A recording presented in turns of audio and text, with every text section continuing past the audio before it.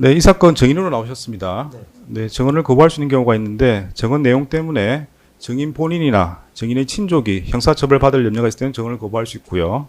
업무상 비밀과 관련될 때도 증언을 거부할 수 있습니다. 해당 사항이 있으면 저한테 말씀하시면 증언 거부가 가능한지 말씀을 드리겠습니다. 예, 지금 이 사건과 거의 비슷한 내란 중요 혐의 종사로 지금 재판 진행 중에 있습니다. 네, 내용 알고 있습니다. 네. 네, 선서는 하셔야 됩니다. 선서 거부권이 없습니다. 형사재판에서는. 그 민사재판에서는 선서 거부에 관한 규정이 있는데 형사재판에는 선서 무능력자 외에는 제한 규정이 없습니다. 그래서 모든 분들은 선서를 하셔야 됩니다. 그것은 이제 해석 나름일 것 같습니다. 형사소송 160조에 의하면은 정당한 사유가 있을 경우에는 선서를 거부할 수 있는 취지로 해석이 되기 때문에 저는 선서하지 않겠습니다. 아, 그러면 제재를 가하겠습니다. 네, 그러십시오. 네, 과태료 50만 원에 처합니다. 네, 자리에 앉으세요.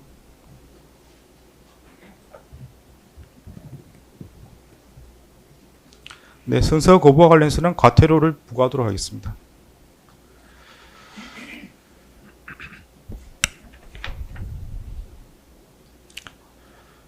네, 정언 거부가 해당하지 여부는 신문사항을 듣고 말씀을 하시면 제가 가능한지 말씀을 드리겠습니다.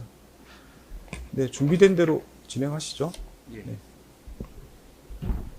일단 증언 거부와 관련해서 의견을 먼저 좀 진술하고 진행하도록 하겠습니다. 일단 지금 증인이 현재 마이크가 잘 안 나오는 것 같아요. 내란 중요 임무 종사로 이제 구속 재판을 받고 있기 때문에 뭐 피고인과 공범주의에 있다는 사정을 들어서 증언 거부하고 있는 것으로 이해가 됩니다. 근데 다만 한 가지 여기서 이 자리에서 짚고 넘어갈 것이 증인은 그제 11월 17일 날 본인 재판에서 증인의 변호인을 통해서 증인의 공범 지위에 있는 윤석열 그리고 김용현 장관, 노상원 전 정보사령관, 조지호 경찰청장, 김봉식 서울경찰청장, 임정주 경비국장 그리고 곽종근 특전사령관까지 증인으로 신청했을 뿐만 아니라 여기 앉아있는 피고인 한덕수 총리까지 증인으로 신청했습니다. 증인은 그 내란 공범 지위에 있는 재판을 받고 있기 때문에 이 재판에서 증언할 경우에 어떤 형사상 불이익한 처분을 받을 우려가 있다는 이유로 증언을 거부하면서 정작 본인 재판에서는 증인과 내란 공범에 있는 지위에 있는 다수의 관련자들을 증인으로 신청하는 것은 뭔가 앞뒤가 맞지 않는다라고 강한 의문이 듭니다.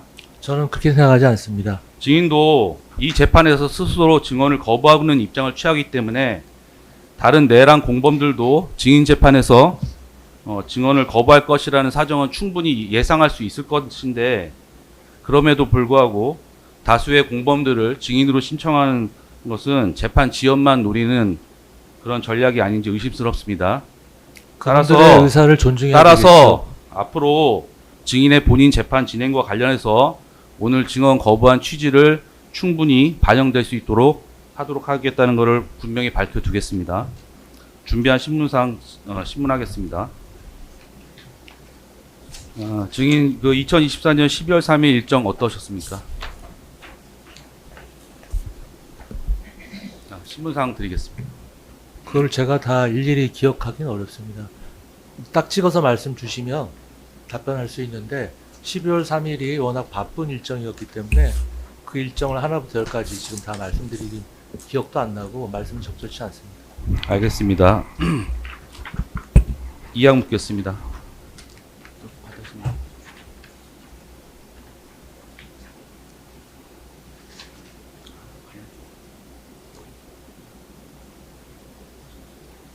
예, 이양 묻겠습니다.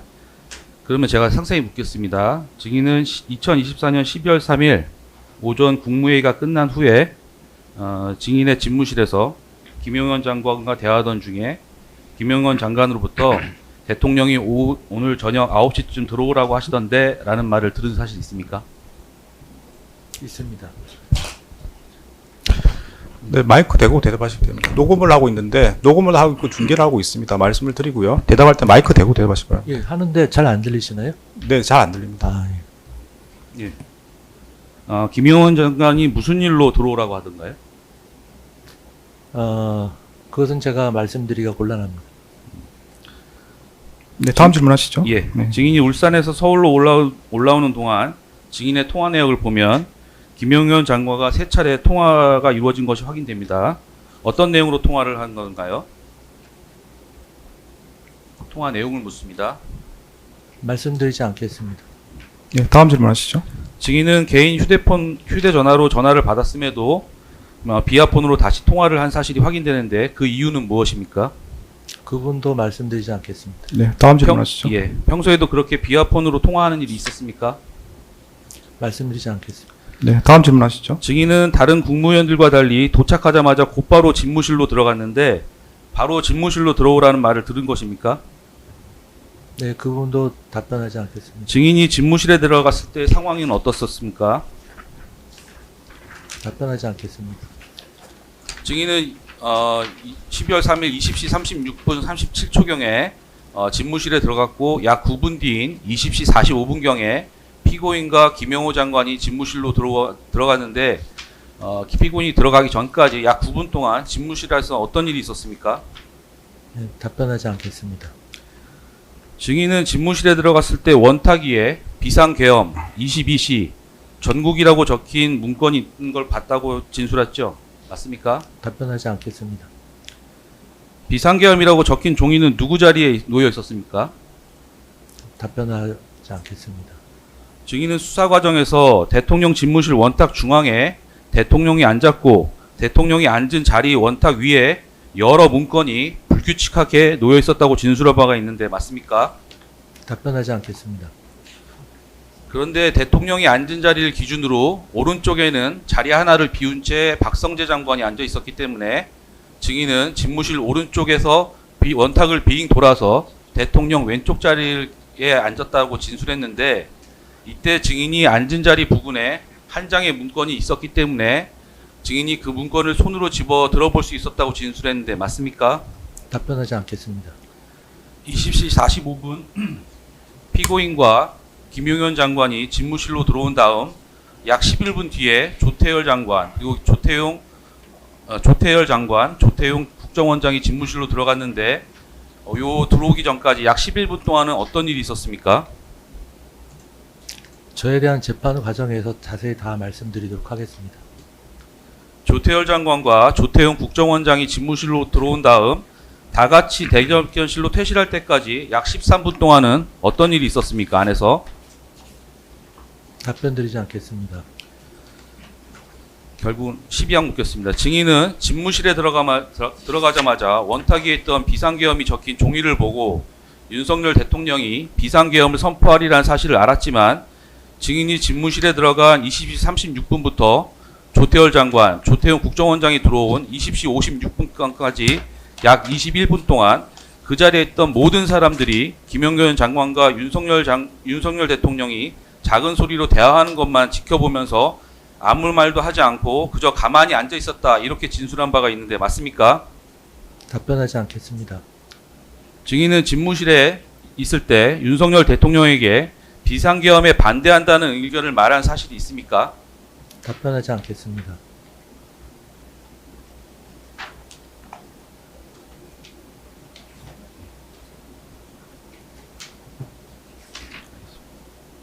예, 알겠습니다. 예, 14항 묻겠습니다.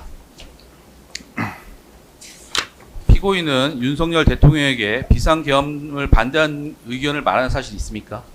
답변하지 않겠습니다.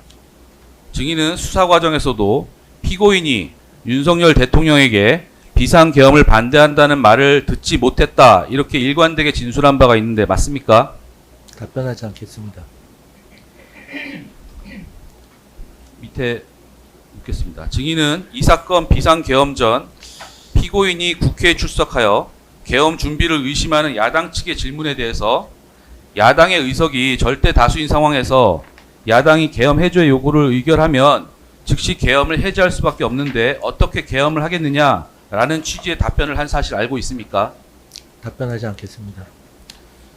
그렇다면 이 사건 비상계엄 선포 전에 대통령 집무실에서 윤석열 대통령이 비상계엄을 선포하겠다는 뜻을 밝혔을 때 그 자리에 있던 피고인이나 다른 국무위원들이 그 당시 국회 상황에 비추어 비상계엄 정국이 과연 언제까지 유지될 수 있을지 그 실효성에 대해서 강한 의문을 제기하면서 계엄에 반대하는 취지의 의견을 제시한 바가 있습니까? 답변하지 않겠습니다. 야당이 국회의석의 과반수를 점하는 상황에서 국회가 계엄 해제 요구를 의결하면 더 이상 비상계엄이 유지될 수 없는 것인데 이에 대한 대비책으로 군을 국회로 출동시키는 상황에 대한 논의나 설명이 있었기 때문에 다른 국민들 모두 계엄 선포의 실효성에 대해서는 의문을 제기하지 않은 것이 아닙니까? 답변하지 않겠습니다. 10번 묻겠습니다. 대접견실 CCTV 영상을 보면 다 같이 집무실에서 대접견실로 나올 때인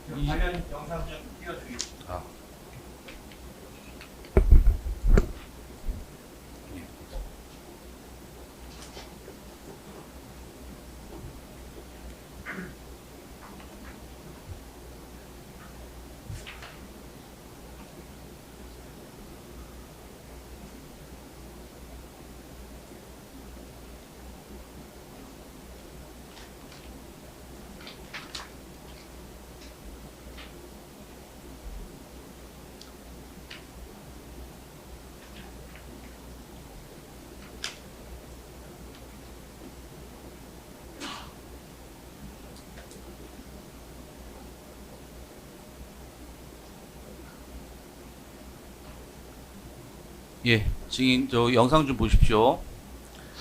이 대접견실 CCTV 영상을 보면 이렇게 다 같이 집무실에서 대접견실로 나올 때인 21시 10분경에 피고인, 그 다음에 조태용 국정원장, 그리고 조태열 장관의 손에 문건이 들려있는 장면이 확인이 됩니다. 해당 문건이 무슨 내용이고 누가 준 것인지 진술해 보시겠습니까? 답변드리지 않겠습니다. 피고인의 손에는 2개의 문건이 들려있고 나중에 안주머니에서 문건을 꺼내 읽기도 하는 등 집무실에서 총 3개의 문건을 받아온 것이 확인이 되는데 증인은 이를 하나도 보지 못했습니까? 답변드리지 않겠습니다. 증인이 12월 3일 20시 36분경 대통령 집무실에 들어간 이후 피고인, 그 다음에 조태용 국정원장, 조태열 장관이 순차적으로 대통령 집무실 안으로 들어갔고 그 후 피고인, 조태용 국정원장, 조태열 장관이 이렇게 영상에 보는 바와 같이 집무실 안에서 문건을 받아 가지고 나오는 장면이 CCTV 영상을 통해서 객관적으로 확인이 되는데 그럼에도 증인은 피고인, 조태열, 조태용이 집무실 안에서 문건을 받는 장면 못 봤습니까? 답변드리지 않겠습니다. 대통령 집무실 안에 설치된 대통령을 포함해 8명이 원탁에 앉아서 앉아있는 상황임에도 피고인 조태용 국정원장, 조태열 장관이 집무실 안에서 문건을 받는 장면을 볼 수 없었던 이유를 합리적으로 설명할 수 있겠습니까? 답변드리지 않겠습니다. 21시 10분경 증인을 비롯해서 다 같이 대접견실로 나온 직후인 21시 11분경 김정환 수행실장이 집무실에 들어갔다가 21시 12분경에 나오고 21시 14분경부터 강의구 부속실장과 김정환 수행실장이 조기용 장관, 최상목 부총리, 오영주 장관, 송미령 장관, 안덕근 장관, 박상호 장관에게 대통령실로 들어오라는 연락을 돌리기 시작했는데 어떻게 해서 이들을 추가 국무위원들을 부르게 된 건지 설명해 볼 수 있겠습니까? 답변드리지 않겠습니다. 18항 묻겠습니다. 증인과 피고인 등이 집무실에서 대접견실로 나온 다음에 대접견실에서 국무회의를 해야 된다 이런 논의가 있었고 이후 피고인이 윤석열 대통령에게 건의를 해서 그때부터 국무회의를 하기 위해 국무위원들을 추가 소집하게 되었다 이렇게 진술한 바가 있는데 맞습니까? 답변드리지 않겠습니다. 그런데 김정은 수행실장이 윤석열 대통령으로부터 추가로 소집할 국무위원 명단을 받은 것은 21시 12분경 그러니까 증인과 나머지 피고인 등이 대접견실로 나온 지 2분 뒤 바로 이루어집니다. 피고인이 다시 집무실로 들어가기 전이었던 것으로 확인이 되는데 그렇다면 처음부터 집무실 안에서 대접견실로 나오기 전에 국무회의가 필요하다는 논의가 안에서부터 있었던 것으로 보이는데 어떻습니까? 답변드리지 않겠습니다. 이에 대해서 김정환 수행실장 역시 21시 12분경 윤석열 대통령의 지시를 받고 추가로 국무위원들을 부른 것인데 그와 같은 지시를 받기 전 집무실에서 피고인이 요건이라는 말을 하는 것을 들었고 누군가 정족수라고 하는 말도 들었다. 이를 듣고 강의구 부속실장과 함께 추가로 국무위원을 부를 때 국무회의를 하려나 보다라고 추측하는 내용의 대화를 하였다. 이런 취지로 진술하고 있습니다. 이런 점에 비춰보면 증인의 주장과는 달리 21시 10분경 대접견실로 나오기 전에 집무실 안에서 이미 이와 같은 내용의 대화가 이루어졌다는 것으로 보는 게 논리적인데 어떻습니까? 답변 드리지 않겠습니다.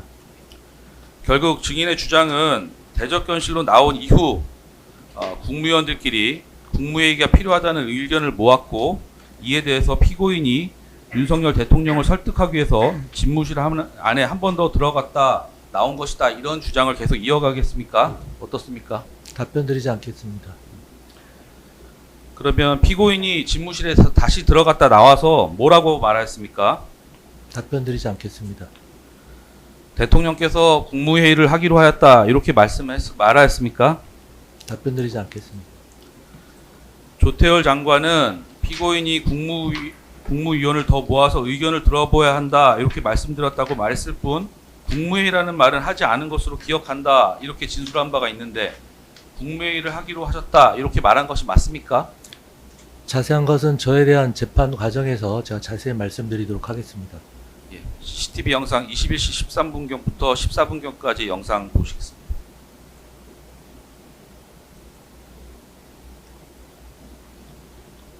지금 안에서 김용현 장관이 손가락 4개를 펴보이면서 나왔습니다. 국무회의 의사 종족수에서 4명이 모자랐던 시점에서 김용현 장관이 집무실에서 나와 피고인에게 다가가 손가락 4개를 펼쳐보면서 무언가를 말하는 장면입니다. 이 장면이 확인되는데 이때 김용현 장관과 피고인이 어떤 대화를 했습니까? 말씀드리지 않겠습니다. 21시 28분부터 21시 29분까지 영상 보시겠습니다. 김용현 장관은 21시 28분경에도 집무실에서 나와 피고인과 증인 박성재 장관과 대화를 하는 장면이 확인이 되는데 당시에는 어떤 대화가 이루어진 것입니까?